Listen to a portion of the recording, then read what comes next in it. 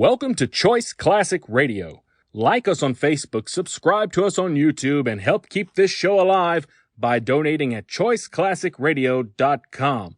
For more of your favorite old-time radio shows, join us on our companion podcast, Choice Classic Radio, Mystery, Suspense, Dramas, and Horrors, where we bring to you the most mysterious tales that the golden age of radio had to offer. And now, with 326 episodes made, broadcasting from 1939 to 1950, we bring to you The New Adventures of Sherlock Holmes. Petri Wine brings you Basil Rathbone and Nigel Bruce in The New Adventures of Sherlock Holmes.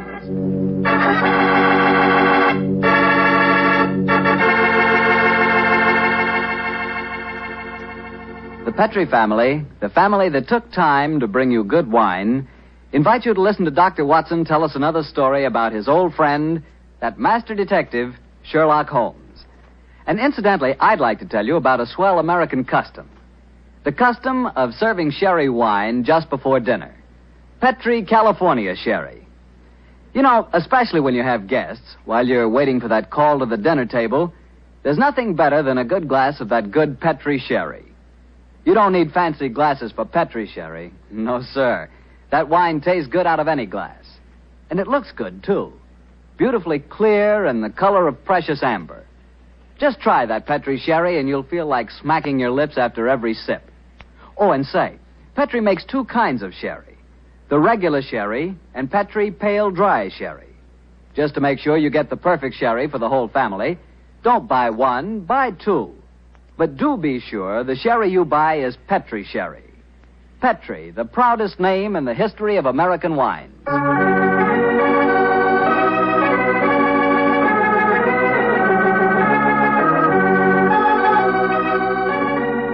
And now I'm sure our good friend Dr. Watson's ready for us. Let's go in and join him.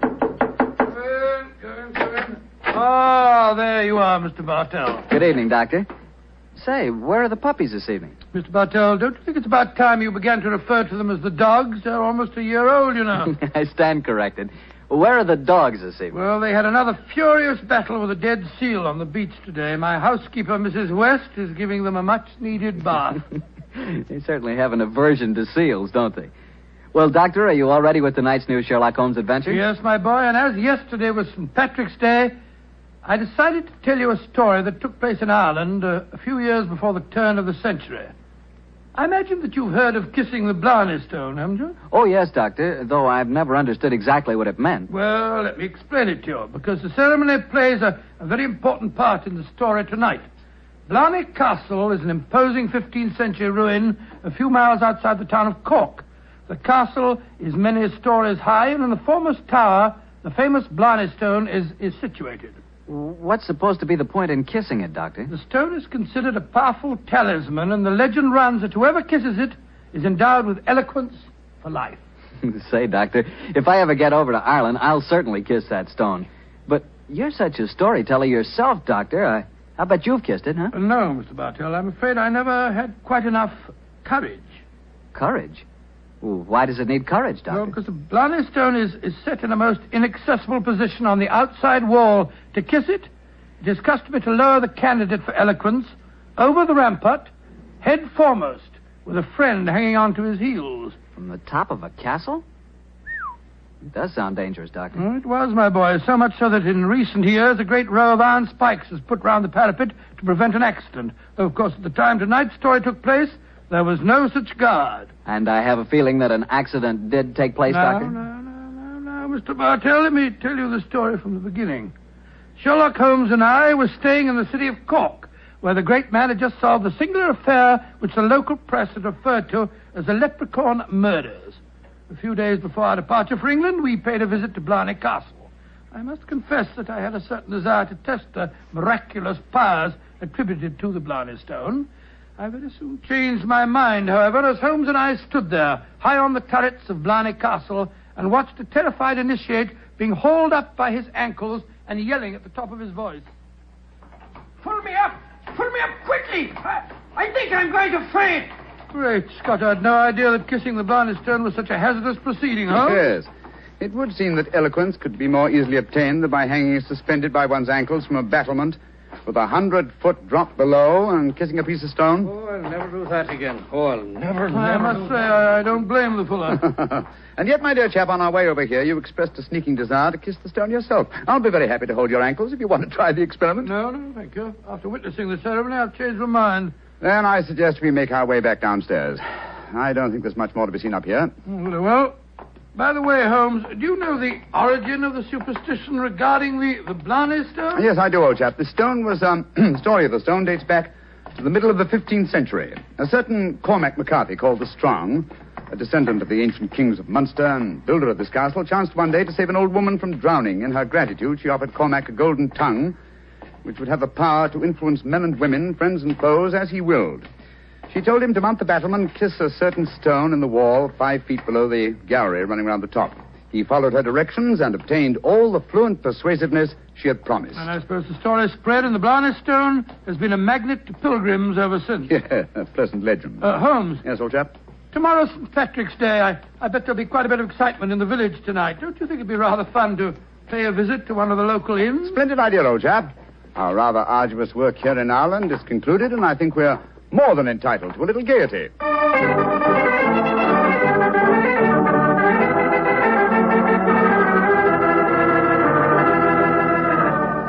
In Dublin's fair city, the girl so pretty, 'twas there that I first met sweet Molly Malone.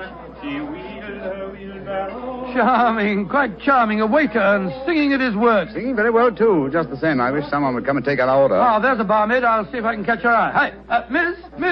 Would you gentlemen be after wanting something? Yes, my dear. My friend and I would like a little refreshment, and what would you suggest? What would I suggest, Your Honor? Oh, begorra. There's but one drink a gentleman like yourself should be after pouring down you, and that's the cream of Connemara.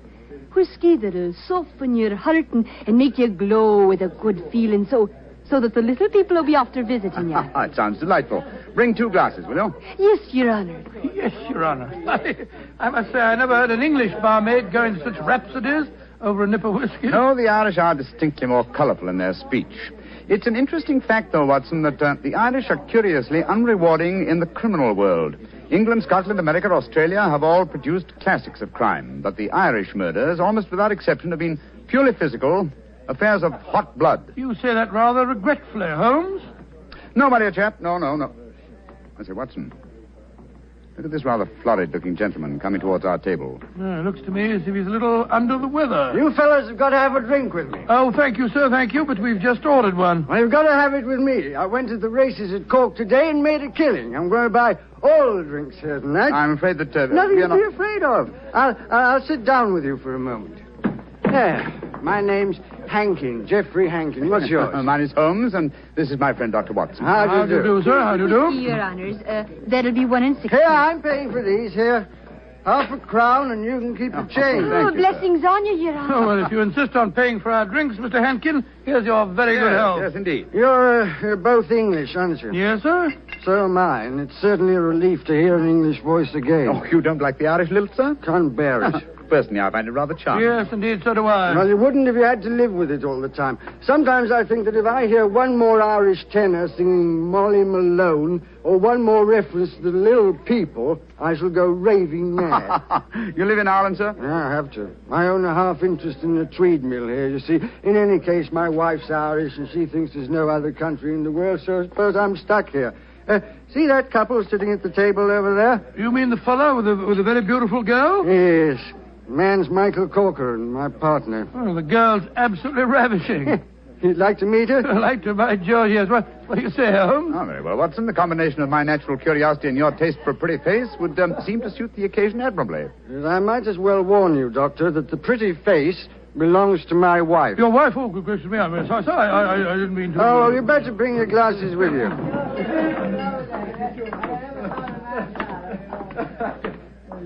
Molly, my dear, I want you to meet 2 English friends of mine, Mr. Holmes and Dr. Watson. How do you do? How do you do, Mr. Holmes, Dr. Watson? Won't you sit down and join us? And this is my partner, Michael Corcoran. How do you do, Mr. Corcoran? How do you do, sir? I'm glad to meet you. Please be seated, gentlemen. Are you visiting here in Cork, Mr. Yes, Holmes? Mrs. Hankin, but we're returning to England in a few days. You've been to Blarney Castle, I hope. Oh, yes, we were there this afternoon. And did either of you have the courage to kiss the Blarney Stone? No, we didn't. I'm afraid it's an athletic feat that's beyond me. It's a lot of rubbish, that's what it is. Kissing a slab of stone. Have you the courage to do it, Geoffrey? Well, of course I have, but I don't want to make a fool of myself. Where's the barmaid?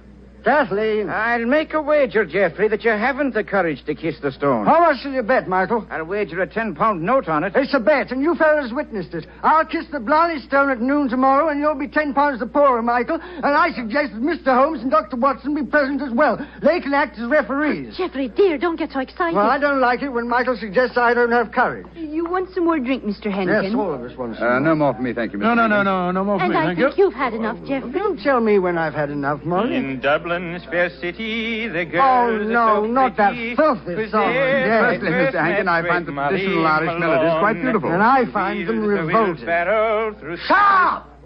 Geoffrey, quiet. Would Your Honor be wanting me to sing another song? My honor would like you to shut up that filthy caterwaul. Really, sir, really, I call Geoffrey. that most uncalled for. Sean, please go on with your singing. In Dublin's fair city. You heard me, you great bog-trotting gaffoon. I said shut up, and I meant shut up! Geoffrey, I'm leaving here at once. Michael, please to take me home. It'll be my pleasure, Molly. You're an ugly man, Mr. Henkin. Knocking down poor Sean when he was singing just like a bird. Oh, the devil with him, and all of you. No Irishman will be after forgiving you for this night's work. No, not the little people of old Ireland either. You've made more enemies, Mr. Henkin, than you'll ever see.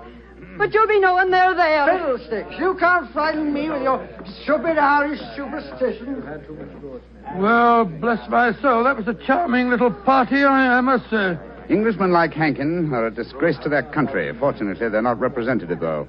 Yes, I must say I'd hate to have a curse put on me like that barmaid laid on him. Watson, Yes? did you see the glances which Mr. Hankin's partner and his wife exchanged as the brawl started? There was more menace to him in those glances than in all the threats of all the little people in Ireland. Yes. I thought that there was something between them. I say, Holmes, that bet about Hankin kissing the Blarney Stone at noon tomorrow, do you suppose... I suppose that- nothing, old fellow. But there are forces at work here that I don't like. I think, Watson, that you and I will be at the Blarney Stone at noon tomorrow. It's possible that the bet made tonight is all part of a definite plan, and I have a feeling that the bet is still on.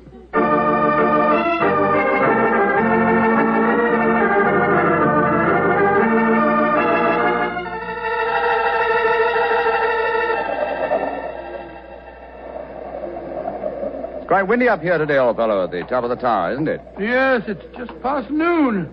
I wonder if that man Hankin is going to keep to the terms of his bet. We shall soon learn. In the meanwhile, are you sure that you wouldn't like to change your mind and kiss the Blarney Stone yourself? I'm quite sure, thank you. Ah, here they come now. Yes. Hankin and his partner, Mr. Corcoran. The bet is on, Watson. Good day to you, gentlemen. Oh, hello. It's my friends from last night. Well, I see you're going through with the bet, son. Oh, yes. Geoffrey set his mind on the £10 of mine. Your wife didn't accompany you, Mr. Hankin. No, she didn't. I'm afraid I'm rather in disgrace for my behavior last night. Molly made me go round and see that waiter fellow that I hit. I offered him money, but he wouldn't take it. Did you offer him an apology? Apologize? To a waiter? I should say not. Well, come on, let's get this stupid farce over with. Are you sure your nerves can stand it, Geoffrey? There's a drop of 100 feet or more below you. Oh, don't worry about me, Michael. Just hold on to my ankles tightly and don't let go. I'll climb onto the parapet. There we are. Now hold on to my feet, Michael, and lower me gently. I'm holding you, Geoffrey. Then lower away. Right you are, Geoffrey. Great Scott, I wouldn't do that for £100. Sliding head first down a vertical wall. That's enough, Michael. I can reach the stone. Oh, his boots. They're slipping through my fingers. I can't hold him. Let me help you. I'm slipping. Pull me. Hold on to him! Hold on to him! Oh, he's gone. I just couldn't hold him. Great heavens. No man could survive that drop. Mr. Corcoran, you deliberately let your partner slip to his death. This is murder. But I don't understand. I'm a strong man. But he just vanished out of my hands like a greased pig. Let me see your hands, Mr. Corcoran. This is dreadful. Dreadful. There's grease on your hands. Grease. And with a faint trace of boot blacking. Good Lord, Holmes, that It means, that... Watson, That someone, knowing that Hankin was going to kiss the Blarney stone, smeared his boots with grease so that he would slip out of the grasp of whoever was holding him. As clever a method of indirect long-distance murder as ever I've encountered.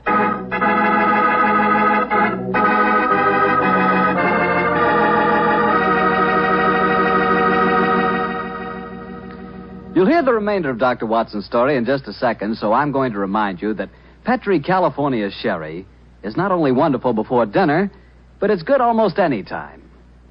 If you had to choose just one wine for almost any occasion, that wine would be Petri Sherry. Petri Sherry is a perfect wine to serve in the afternoon or in the evening.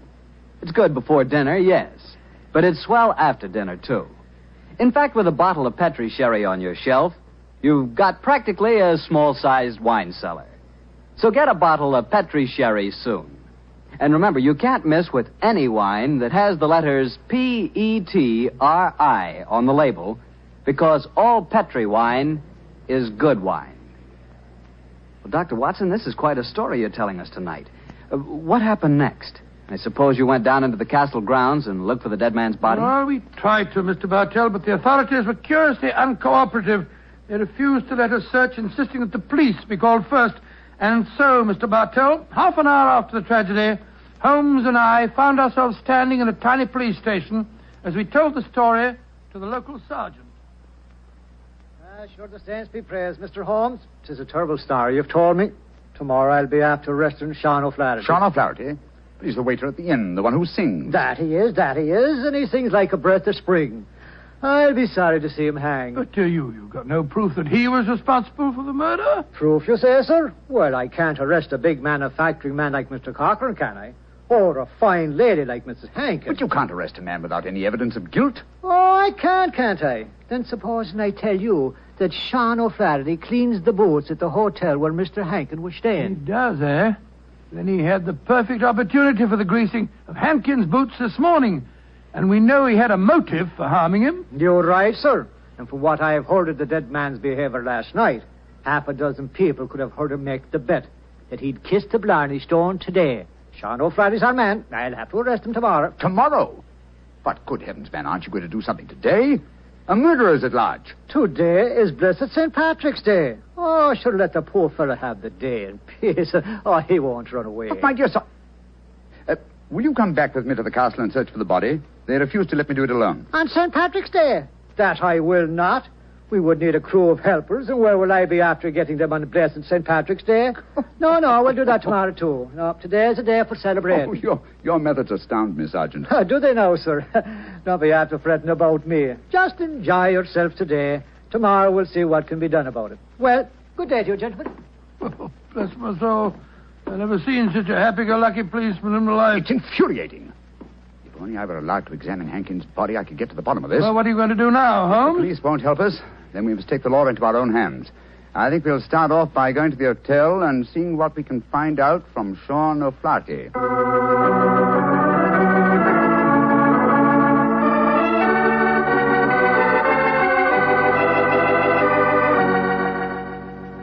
I was going to Blarney a day, I well remember, for to view the lads and lasses on the 5th day of November with a murring do a day and a murring a do a daddy. Oh, your honors would be after speaking to me, Sean O'Flaherty, perhaps? Yes, Sean. Did you know that Mr. Hankin, the man who struck you last night, was dead?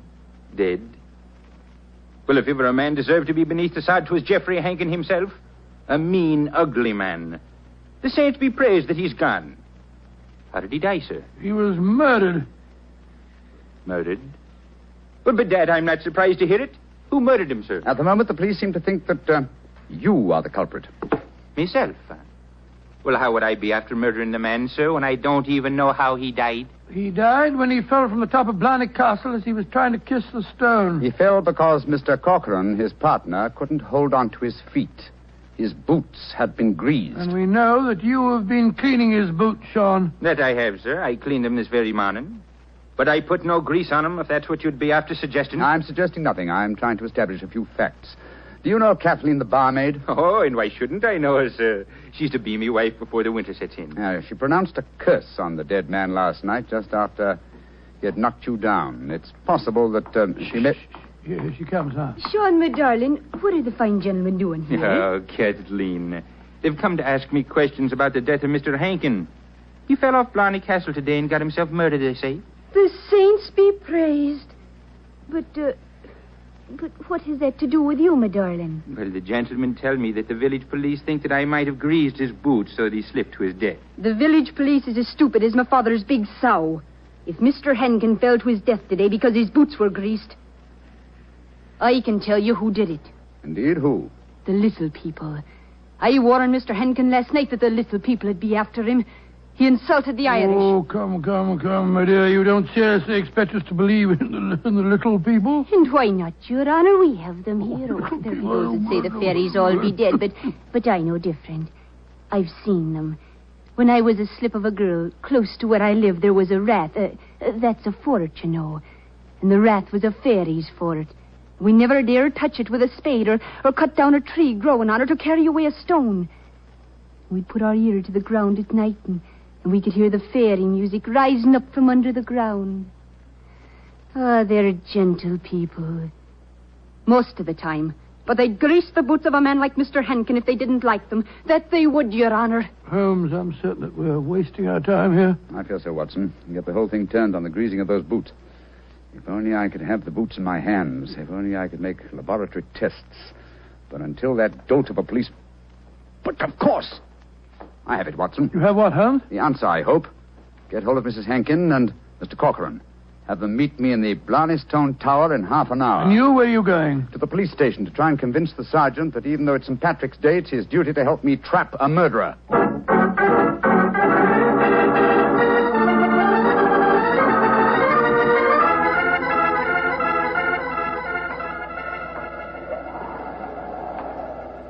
Do you know, Mr. Holmes, you're an obstinate man. It's blessed St. Patrick's Day, and yet you insist that we meet here on the top of Blarney Castle. What do you think you can prove? Who murdered Geoffrey Hankin? Yes, but why do Molly and I have to be here? Yes, Mr. Holmes. And poor Geoffrey's body still lying somewhere below us. Mrs. Hankin and Mr. Corcoran, I asked Dr. Watson to bring you here for a good reason, I assure you. You ready, Watson? Quite ready, Holmes. Good. Sergeant. Yes, sir. You asked me why I've assembled the three of you here. I'm going to reconstruct the crime. I shall play the part of the victim. My friend Dr. Watson will represent you, Mr. Corcoran. Now, I straddle the parapet. So. Watson, hold on to my feet, will you? I've got him, Holmes. And lower me down the face of the wall. Right, you are. Holmes, hold tight to the wall. Oh. Try and push yourself back. The murderer's tried to get you. Your boots are covered in grease. Marty, stand back. Come away. Grab my trouser legs, Watson. I've got him, Holmes. Come, up you come. There we go. Oh, by Jove, that was a near thing. Devilish plot, Sergeant, and very cleverly carried out. My boots were ungreased when I entered the castle, and yet someone has been able to apply grease to them without my knowledge within the last few minutes. Sure, and how is that possible, sir? I don't know, Sergeant, I must confess. Holmes, you stumbled as you came up the darkened staircase. Do you remember that? That's true, old chap, I'd forgotten. And you, Mrs. Hankin, and you, Mr. Corcoran, were kind enough to assist me to my feet. An excellent opportunity to apply the grease. Now we know that one of you two is the murderer. I must have a jar of grease somewhere. Sergeant, will you search the lady while I search Mr. Corcoran? But this is ridiculous. Of course it is. How could we be guilty? Well, if you're not guilty, you've got no objection to being searched, ma'am. Upon my word, here in your purse, Mrs. Hankin, is a jar of grease. What? Now, what have you to say for yourself? What can't you say, Sergeant? Except that she engineered her husband's murder and tried to engineer mine. Oh, no, I knew nothing about Geoffrey's murder. Oh, Michael, darling, I swear to you. Don't worry, my darling. I'll not let them hurt you. I'm telling you, you're wrong, Mr. Holmes. I was the murderer. Oh, no, Michael. You mustn't sacrifice yourself for me. I think this little play acting has gone far enough. Mr. Corcoran, you have just offered us what you think we will accept as a false confession. But I've established the one thing I wish to know, that you love your late partner's wife and she you. I'm proud to admit that, Mr. Holmes. And now that she's a widow, I can say it in the open. But what are you implying? That you murdered your partner. But the grease on your own boots, sir. I just found a jar of it in Mrs. Hankin's handbag. Oh, that, my dear Sergeant, was all part of my little plan. As to the grease on my boots, I confess I placed it there myself. Just as I planted the jar of grease in your bag, Mrs. But why, Hankin. Holmes? A fraud accomplished two ends. It forced you, Mr. Corcoran, into a betrayal of your love, But what was more important, it proved from what Dr. Watson's natural reactions were that a man holding the greased boots could not fail to realize that fact at once. You brazenly committed murder before our very eyes, Mr. Corcoran, hoping to appear as an innocent victim of another's plot. Your theory is an ingenious one, Mr. Holmes, but how can you prove it? I can claim that my hands are unusually insensitive, not the delicate fingers of a doctor like your friend. Yes, he's right, sir. How can you prove it? When, with your kind cooperation, Sergeant, we find the body of Mr. Hankin and examine it, I shall study his boots. If the grease was applied at the hotel, as it would have been if Sean O'Flaherty had done it, the boots will reveal dust from the walk here. If there is no dust, the grease must have been applied as you grasped your partner's boots with grease-smeared hands, Mr. Corcoran. You should know best what my tests will Grab reveal. him, Sergeant. Grab him. He's Come back, heading for that parapet. Oh, Michael, don't! Please don't! Goodbye, Molly, me darling. No! Great Scotty. He jumped off the parapet. Now, Mr. Holmes, you can see that I was right, sir. Wasn't I? What do you mean, Sergeant? In waiting until tomorrow to get the search party. Now we can be after finding both bodies at the one time.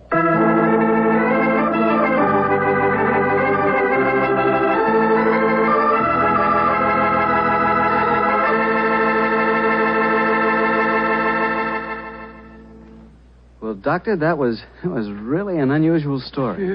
Even now I get a bit of a shudder when I think of that afternoon at the castle. I don't blame you. Doctor, you know something?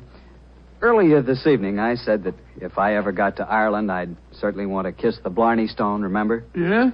Well, I've changed my mind. I'd no more want to hang by my heels to kiss that stone than... Well, just let's forget it. But, my boy, don't forget, if you kiss that stone, you get the gift of eloquence. You'd be the most convincing fellow in the world. So? So, well, whenever you talked about Petri wine, you'd really do people a favor because they wouldn't be able to resist trying it. Oh, talking about Petri wine isn't important, Doctor. The best way to determine just how good Petri wine really is to taste it. One sip and there's all the proof you need. That's because the Petri family has developed the art of winemaking to a truly fine point. They've been making wine for generations. And all of the things the Petri family knows about turning luscious, sun-ripened grapes into fragrant, delicious wine have been handed on down in the family from father to son, from father to son. That's why whenever you want a swell wine, for any occasion, you can't go wrong with a Petri wine, because Petri took time to bring you good wine. Well, Dr. Watson, what new Sherlock Holmes story are you planning to tell us next week? Well, now, let me see. Next week, Mr. Bartell, I'm going to tell you a story in which that arch-criminal Professor Moriarty played a most important part. It deals with the theft of a famous painting, of a strange night that Sherlock Holmes and I spent trapped in the interior of a giant metal vault, and of mysterious bloodstains in an empty room.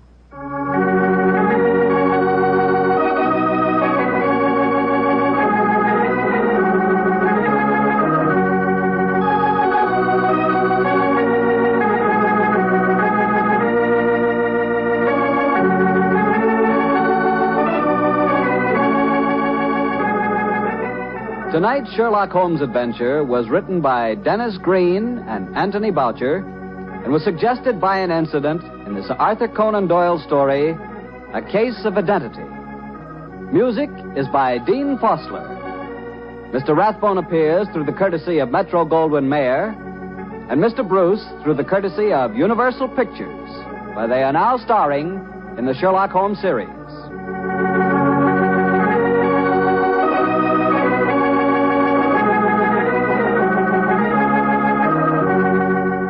The Petri Wine Company of San Francisco, California, invites you to tune in again next week, same time, same station. Sherlock Holmes comes to you from our Hollywood studios.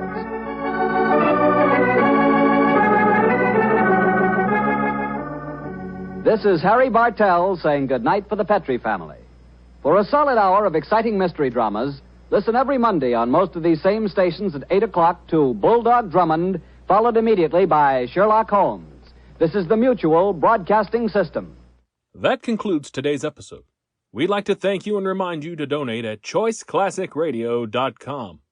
Remember, your donations make episodes like this possible.